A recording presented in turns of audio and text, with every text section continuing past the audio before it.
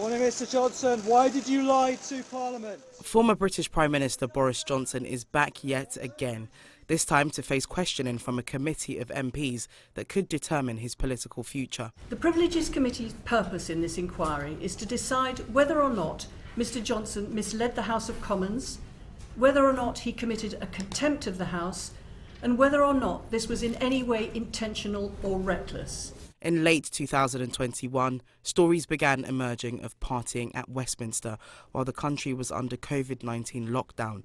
Afterwards, Boris Johnson told Parliament all pandemic rules were followed, but the scandal eventually led to his ousting from office. Will the Prime Minister tell the House whether there was a party in Downing Street on the 13th of November? Johnson was accused of misleading Parliament about this, and in April of last year, a probe by the Privileges Committee was commissioned to examine this. There were a number of days over a period of 20 months when gatherings took place in Downing Street that went past the point where they could be said to be necessary for work purposes. That was wrong. I bitterly regret it. I understand public anger, and I continue to apologise for what happened on my watch, and I take full responsibility. Just last year, a separate investigation found widespread rule-breaking had taken place under his leadership, and Mr. Johnson was slammed with a fine by the police.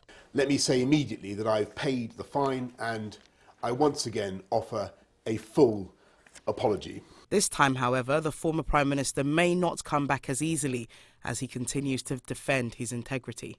The outcome of this inquiry will be pivotal for Mr. Johnson's political future. And although conclusions won't be heard till later this year, any findings that he deliberately misled Parliament could sink his ambition of a return to high office. But whatever the outcome, his actions have once again placed him front and centre of a still struggling and divided Conservative Party. Lape Alarinoye, TRT World, London.